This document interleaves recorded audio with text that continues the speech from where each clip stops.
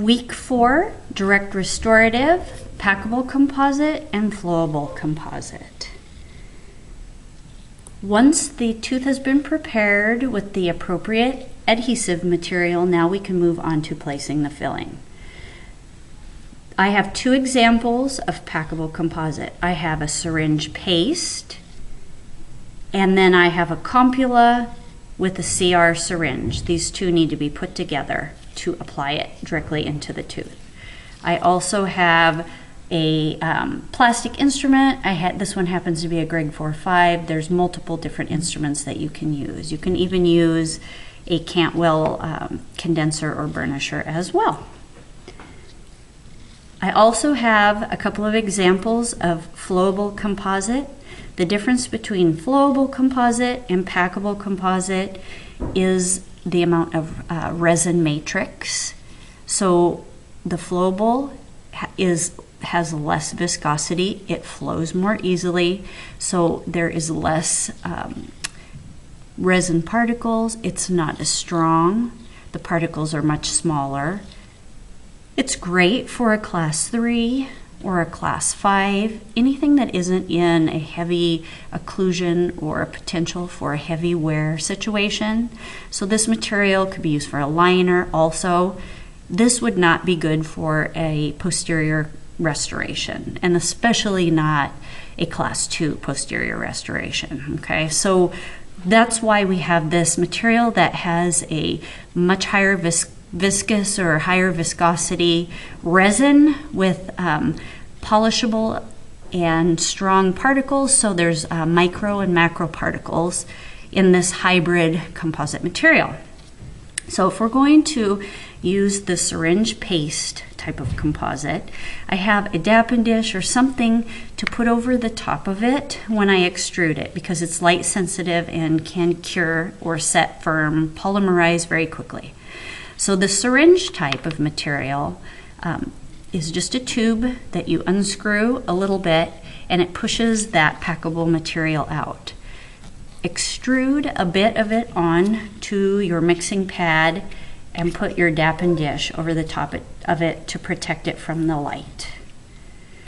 For this material, I'm going to demonstrate placing it into a number 29 occlusal, class 1.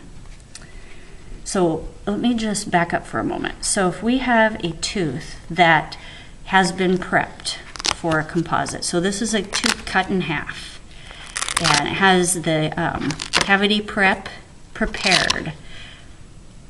Polymerization causes shrinkage in the resin matrix, so you can't just put it all in all at once, or it can pull away from the walls and create microleakage. So you want to put the composite in layers. So this is our first layer. It's the only layer that can really be placed horizontally, okay? Then you cure it, and composite requires 20-second cure time. Once you have your first layer in, then you come in and you start placing diagonal layers so that when the polymerization shrinkage occurs, it pulls towards the wall instead of pulling away from one wall or the other. Cure that 20 seconds, then come in with your additional layer, cure that, and keep going until you've placed all of your layers. So this is a large filling. Some fillings might only require a couple of increments. If it's a very, very small filling, sometimes you can get by with just one. So I'm going to try and place 2 increments with this material. So here's the patient. Tooth has been prepped and has the adhesive. It's ready for the composite to be placed.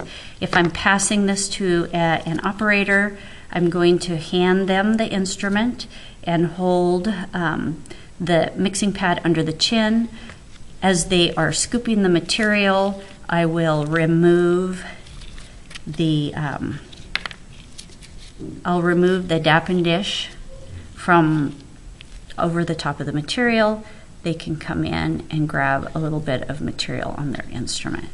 You always want to have a 2x2 handy, so after they apply it, you can wipe the instrument.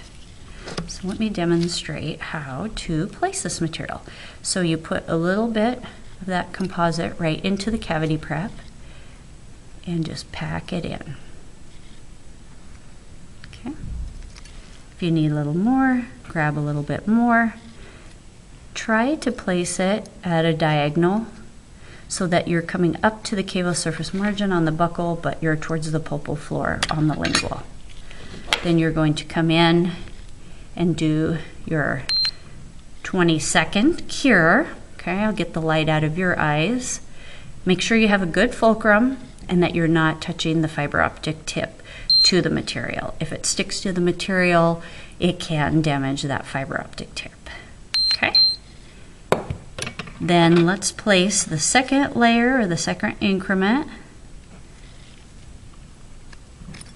And now coming from the lingual side of that preparation, go ahead and pack it so it goes up towards the lingual cable surface margin and down towards the central groove on the buccal. So now you have your restoration fully placed. You would come back in with your curing light and you do a 20-second cure. At this point, the top layer of composite is not fully cured because of the oxygen molecules, so it doesn't allow it to cure. So the next step would be finishing with some burrs to recontour along the margin and then polish with some polishing points to get a nice sheen. That step you won't do in here in lab this term. Next term you'll get the opportunity to practice polishing your composite. Okay, so occlusal number 29 is complete.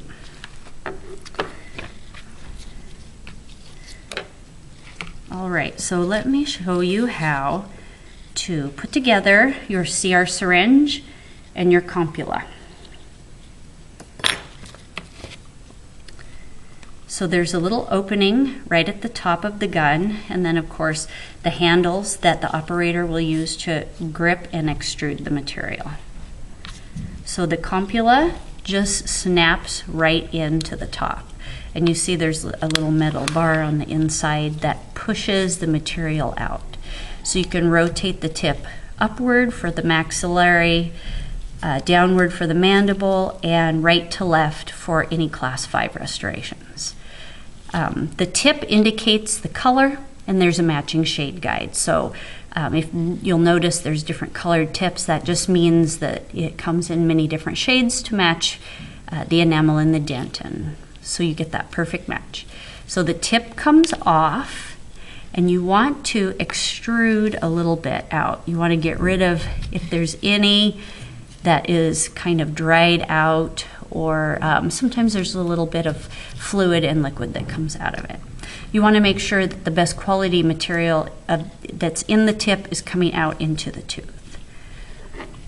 So at this point, you would grab a hold of the working end kind of it and hand it across the patient's chest to the operator, and they could just grab it and receive it, and then they're ready to place the material right into the patient's mouth. So you want to be ready with a composite instrument so that you can grab the CR syringe and transfer the instrument to the operator so they can start packing. Then be ready with your cotton 2x2 to wipe off the instrument. Okay, let's place some composite in tooth number 30 occlusal. With this, you can just directly go right with the compula right into the tooth. Then bring up your instrument and start packing that material into that cavity prep. And you might have to put a couple of increments in there. This one's bigger, so you might do it in more steps than the last one. Place it at a bit of a diagonal, get a good fulcrum, and do a 20-second cure. Okay, then come back in after 20 seconds and place your remaining increment or increments. Again, you can do this in more than 2 steps. Okay, create a little bit of anatomy. Make sure you filled out any voids. You don't want to leave any voids. Get a good fulcrum and cure. 20 seconds. So it requires 20-second cure for the depth of 2 millimeters. So that's why no deeper increment than a 2 millimeter increment, and a 20-second cure on each particular layer. Okay. Then if you've used all this material, this can just go in the regular garbage.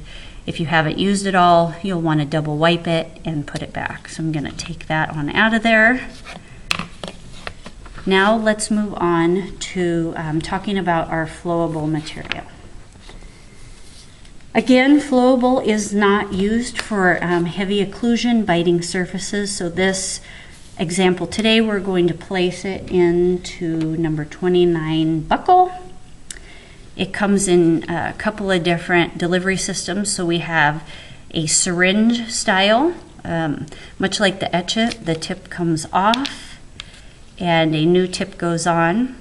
And this tip is a solid color. It either comes in silver or black, and it's to block out the light because this is light sensitive material. So you just screw the tip on, that one's ready to go. And just like the etchant, you want to always extrude a little and make sure that the material actually does come out.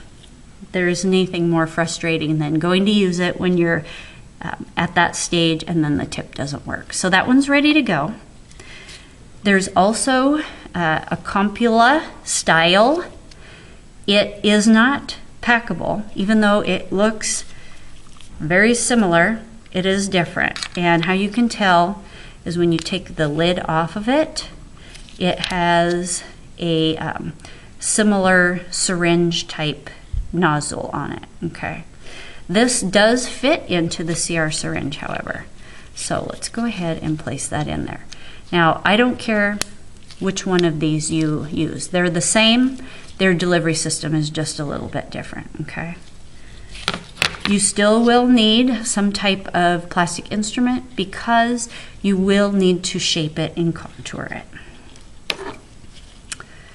All right, so we're going to place this material into the buckle of number 29, and I'm going to use the syringe delivery, but again, they're both used the same way. You just want to place the tip right into that cavity prep and squeeze and go ahead and fill it up until you have just a little bit more than you need. Be careful not to overfill so that it doesn't go up under all of the gums, okay? And actually, I think that one ran out, so luckily, I have this one ready to go, so I'm going to add just a little bit to it so I have enough material. Okay, then you'll want to have a 2x2 handy so that you can wipe your instrument and just use that instrument to shape and contour any excess. You'll be able to come back in with some type of disc or finishing burr to get the final contour, finish, and polish on it. Now we're ready to cure it. I'm going to find a good fulcrum, get close to it, and then I'm going to cure it. And this is same 20-second cure time. If it was a very large class 5 and it went deeper than the 2 millimeters, I probably would do 2 separate applications, but this cavity prep is pretty small. And that is how you work with the packable and flowable composite material.